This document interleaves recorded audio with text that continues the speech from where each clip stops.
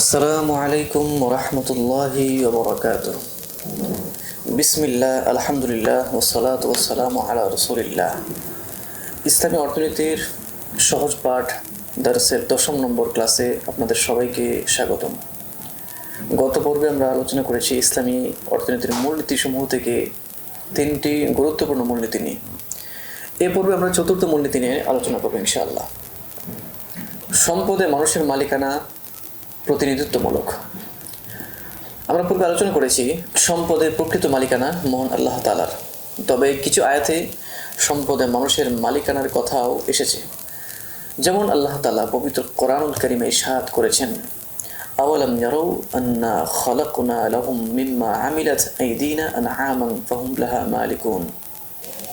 তারা কি দেখেনি যে আমি নিজ হাতে সৃষ্টি বস্তুরাজির মধ্য থেকে তাদের জন্য চতুষ্পদ জন্তু সৃষ্টি করেছি, অতঃপর তারা এর নিয়ন্ত্রণমূলক মালিক বনে গেছে। আল্লাহ তাআলা অন্যত্র ইরশাদ করেছেন, ইন তুবতুম ফালাকুম রুউসু আমওয়ালিকুম, যদি তোমরা তওবা করো তাহলে তোমরা তোমাদের সম্পদের মূলধন পাবে। আল্লাহ তাআলা আরো ইরশাদ করেন, লিরিজালি নাসীবুম মিম্মা ইকতাসাবু ওয়া লিন-নিসাই নাসীবুম মিম্মা ইকতাসাবনা, পুরুষ যা অর্জন করে তা তার প্রাপ্য, নারী যা অর্জন করে তা তার প্রাপ্য। এইভাবে আরো নানা আয়াতে আল্লাহ তাআলা সম্পদের মালিকানা সরাসরি বান্দাদের সাথে সম্পৃক্ত করেছেন। বাহ্যত প্রশ্ন হতে পারে যে একই বিষয়ের মালিকানা স্রষ্টা ও সৃষ্টির সাথে কিভাবে সম্পৃক্ত হতে পারে? এমনটি তো হওয়ার সুযোগ নেই। সম্পদে মহান আল্লাহ মানুষের যৌথ মালিকানা রয়েছে, কারণ এভাবে যৌথ মালিকানার বিশ্বাস ঈমান পরিপন্থী। এরকম বিশ্বাস একজন মুমিন লালন করতে পারে না। সুতরাং এর সঠিক ব্যাখ্যা এটি যে যাবতীয় ধন সম্পদ এর ব্যাপারে মূল মালিক মহান আল্লাহ তাআলা। তিনি এসব সৃষ্টি করেছেন। এসবে মানুষের মালিকানা কেবল প্রতিনিধিত্বমূলক। আল্লাহর দয়ায় এইসব সৃষ্ট সম্পদ মানুষের নিয়ন্ত্রণে দেওয়া হয়, মানুষ সেগুলো থেকে উপকৃত হয়। এই সম্পদসমূহ দুই রকম হয়ে থাকে। কিছু সম্পদ এমন যাতে সকল মানুষের মালিকানা যৌথ থাকে, যেমন সমুদ্রের পানি, নদীর পানি ইত্যাদি। কিছু মালিকানা এমন যা ব্যক্তির সাথে খাস থাকে। মোট কথা, আল্লাহ তাআলার মালিকানা ও মানুষের মালিকানার মাঝে সম্পর্ক হলো প্রতিনিধিত্বের সম্পর্ক, যৌথ মালিকানার সম্পর্ক নয়। উভয় প্রকার আয়াত সাংঘর্ষিক নয়, এটি আমাদের আলোচনা থেকে পরিষ্কার। ইসলামী অর্থনীতিতে প্রতিনিধিত্বমূলক মালিকানা দর্শনটি ব্যক্ত করা হয়েছে কোরআনের এই আয়াতটিতেও। আল্লাহ তাআলা বলেন, আমিনু বিল্লাহি ওয়া রাসূলিহি ওয়া আনফিকু মিম্মা জাআলাকুম মুস্তাখলাফিনা ফি, তোমরা আল্লাহ ও তার রাসূলের প্রতি ঈমান আনো এবং যে ধন সম্পদে তিনি তোমাদেরকে প্রতিনিধিত্ব দান করেছেন তা থেকে ব্যয় করো। উক্ত আয়াতে তামলিক মালিকানা প্রদান এর পরিবর্তে আল্লাহ তাআলা ইস্তিখলাফ শব্দ ব্যবহার করেছেন। ইস্তিখলাফ শব্দের অর্থ প্রতিনিধিত্ব করা, অর্থাৎ আল্লাহ তাআলা আমাদেরকে তার পক্ষ থেকে সম্পদ ব্যবহারের ক্ষেত্রে তার প্রতিনিধি বা খলিফা বানিয়েছেন। প্রকৃত ও পূর্ণ মালিকানা দেওয়া হয়নি। আল্লামা আলুসি রাহিমাহুল্লাহ এই আয়াতের তাফসীরে লিখেছেন, এই জাআলাকুম সুবহানাহু ওয়া তাআলা খুলাফা আনহু ফিত তাসাররুফি ফীহি মিন গায়রি আন তামাল্লাকু হাকীকাতান, অর্থাৎ আল্লাহ তাআলা তোমাদেরকে তার পক্ষ থেকে সম্পদ ব্যবহারের খলিফা নিযুক্ত করেছেন, তবে তার এর প্রকৃত মালিকানা তোমরা লাভ করনি। প্রতিনিধি বা খলিফা হওয়ার অর্থ হলো যিনি প্রতিনিধি বানিয়েছেন তার কথা শুনতে হবে, নিজের মন মতো করা যাবে না। অর্থাৎ মালিকানা শরিয়া কর্তৃক নিয়ন্ত্রিত হবে। যেমন দেখুন, কোনো প্রতিষ্ঠান থেকে প্রতিষ্ঠানের কর্মকর্তাকে যখন প্রতিষ্ঠানের কোনো সম্পদ দেওয়া হয় প্রতিষ্ঠানের কাজে ব্যবহার করার জন্য, তখন সে ওই প্রতিষ্ঠানের প্রতিনিধি হয়ে কর্তৃপক্ষের নির্দেশনা অনুযায়ী তার ব্যবহার নিশ্চিত করতে হয়। নিজের খেয়াল খুশি মতো ব্যবহার করতে পারবে না। তেমনি আল্লাহ তাআলার মালিকানাধীন সম্পদের ব্যবহার তার নির্দেশিত পন্থায় করতে হবে, মন গড়া করা যাবে না। এই শিক্ষাই উক্ত নীতির মূল প্রতিবদ্ধ বিষয়। একই সাথে এই শিক্ষা প্রদান করা হয়েছে সম্পদের প্রকৃত মালিক যেহেতু আল্লাহ তাআলা, মানুষ কেবল সীমিত সময়ের জন্য প্রতিনিধি হয়ে ভোগ অধিকার লাভ করে থাকে, তাই এই সম্পদ তার কাছে আমানত স্বরূপ। এর অপব্যয় করা যাবে না। মৃত্যুর পর তা স্বয়ংক্রিয়ভাবে পরবর্তী ওয়ারিসদের মালিকানায় চলে যাবে। এই নীতির সার্থকতা অর্থনৈতিক ভারসাম্য প্রতিষ্ঠায় সুদূর প্রসারী।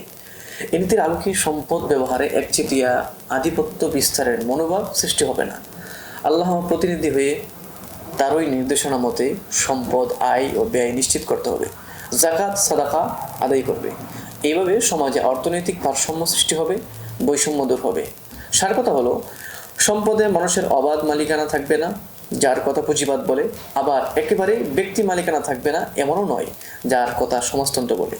বরং আল্লাহর দেওয়ার বিধানের আওতায় সম্পদের প্রতিনিধিত্বমূলক মালিকানা থাকবে। আল্লাহর বিধান অনুযায়ী আয়, ব্যয় ও ভোগের অধিকার থাকবে। এটি ইসলামী অর্থনীতির মালিকানা দর্শনের মূল কথা। উক্ত নীতির অর্থনৈতিক সুফল এটি আমাদের সামনে অস্পষ্ট কোনো বিষয় নয়। নিয়ন্ত্রিত মালিকানা ইসলামী অর্থনীতির সেরা মূল নীতির অন্তর্ভুক্ত বৈশিষ্ট্য। এই নীতির কারণে মানবরচিত অন্যান্য অর্থনৈতিক দর্শন থেকে ইসলামী অর্থনীতি একটি ভিন্ন গতি লাভ করেছে। এতে মানুষ জীবনের অর্থনৈতিক কর্মকাণ্ডে বিশেষ সুফল প্রতিফলিত হয়েছে। সংক্ষেপে তা হলো, সম্পদ মৌলিকভাবে আল্লাহর। আমি তার অনুগ্রহে সীমিত সময়ের জন্য প্রতিনিধিত্বমূলক মালিকানা লাভ করেছি। এই নীতিতে বিশ্বাসী ব্যক্তি যত সম্পদেরই মালিক হোক না কেন, তার মনে থাকবে এটি আমার কোনো কৃতিত্ব নয়, এসবই আল্লাহর বিশেষ কৃপা। তার মনে অহংবোধ জাগ্রত হবে না। ফলাফল দাঁড়াবে এই যে, সম্পদের মালিকানা জনিত অহংকার থেকে পৃথিবী যে অনাচার ও বিপর্যয় সৃষ্টি হয়, তা থেকে পৃথিবী বেঁচে যাবে। 2 নম্বর, উক্ত নীতিতে বিশ্বাসী ব্যক্তি সম্পদ, আয়, ব্যয়ের আল্লাহ তাআলার বিধান সন্তুষ্ট চিত্তে মেনে নিতে প্রস্তুত থাকবে। কারণ সম্পদের মূল মালিক আল্লাহ তাআলা, সুতরাং তার নির্দেশনা অনুযায়ী এর ব্যবহার নিশ্চিত করতে হবে। এতে অবৈধ ও দুর্নীতি করে সম্পদ উপার্জন হওয়ার আশঙ্কা কমে যাবে। দান, সাদাকা, জাকাত আদায়ে সদা প্রস্তুত থাকবে। এভাবে অর্থনৈতিক ভারসাম্যতা তৈরি হবে। 3 নম্বর বিষয় হলো, সম্পদের মূল মালিক যেহেতু আল্লাহ তাআলা, তাই এই নীতিতে বিশ্বাসীদের মনে এই চেতনা জাগ্রত থাকবে যে পুরো মানবকুল এক আল্লাহ তাআলার মাখলুক। সবাই একটি পরিবারের মতো। মহান আল্লাহর এই সকলের রিজিকদাতা। সুতরাং সমাজের কোনো সদস্য অর্থনৈতিক সংকটে নিপতিত হলে শুধু আবশ্যিক দান করেই ক্ষান্ত হবে না, বরং স্বেচ্ছায় নফল দানেও সে উৎসাহিত হবে। প্রাকৃতিক দুর্যোগে এগিয়ে আসার প্রেরণা লাভ করবে। সার কথা, এই কালজয়ী নীতি বর্তমান বিশ্বকে মুক্তি দিতে পারে শত শত বছর যাবৎ চলে আসা অর্থনৈতিক বৈষম্য থেকে। ইসলামী অর্থনীতি একমাত্র মুক্তির সোপান আমাদের এই বর্তমান সময়ে। এটি কেবল দার্শনিক বক্তব্য নয়, ইতিহাসের ধাপে ধাপে সূর্যের মতো প্রমাণিত এক কথা। প্রতিনিধিত্বমূলক মালিকানা বনাম পুঁজিবাদ মালিকানা। আমরা যদি এই বিষয়ে আলোচনা করি, যে ইসলাম ব্যক্তি মালিকানা মৌলিকভাবে স্বীকৃতি দিয়েছে। এই মালিকানার ধরন প্রতিনিধিত্বমূলক। পূর্বে বিষয়টি আমরা বিস্তৃত আলোচনা করেছি। এর সাথে পুঁজিবাদী মালিকানা দর্শনের কোনো মিল নেই। পুঁজিবাদের মালিকানার প্রকৃত অবাধ, নিয়ন্ত্রণহীন ও নিরঙ্কুশ। পক্ষান্তরে ইসলামের উক্ত মালিকানার দর্শনটি অবাধ নয়, নিয়ন্ত্রণহীন নয়, নিরঙ্কুশও নয়, বরং নিয়ন্ত্রিত মালিকানা। এই নিয়ন্ত্রণসমূহ সম্পদের প্রকৃত মালিক মহান আল্লাহ রাব্বুল আলামিনের পক্ষ থেকে। এই নিয়ন্ত্রণকে আমরা সহজেই 3টি সেক্টরে ভাগ করতে পারি।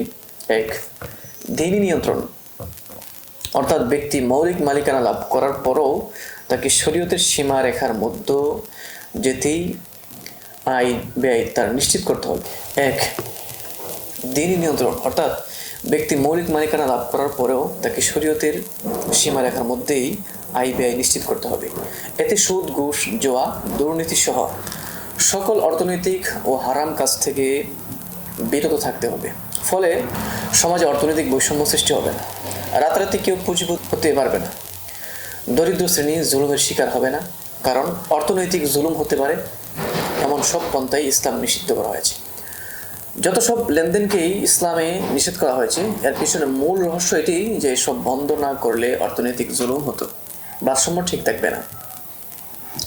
2 নম্বর, রাষ্ট্রীয় নিয়ন্ত্রণ, অর্থাৎ ইসলামের দৃষ্টিতে স্বাভাবিকভাবেই রাষ্ট্র ব্যক্তির ব্যবসায় ও বাজার ব্যবস্থাপনায় হস্তক্ষেপ করে না।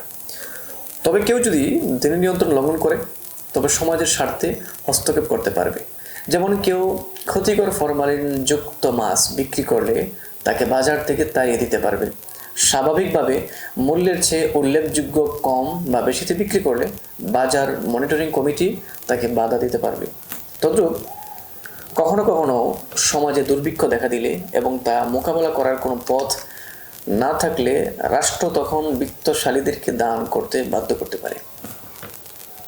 3 নম্বর, নৈতিক নিয়ন্ত্রণ অর্থাৎ ইসলাম মানুষের মাঝে সহানুভূতি, সহমর্মিতা, সৎ আচরণ এই অনুভূতি সৃষ্টি করতে চেষ্টা করেছে। নিজে ত্যাগ স্বীকার করে অন্যের উপকার করার চেতনা ইসলাম সৃষ্টি করেছে। আল্লাহ তাআলা পবিত্র কোরআন কারীমে এই সম্পর্কে ইরশাদ করেন, ওয়ায়ুসিরুনা আলা আনফুসিহিম ওয়ালাউ কানা বিহিম খাসাসা ওয়া মান ইউকা শুহ্হা নাফসিহি ফাউলাইকা হুমুল মুফলিহুন।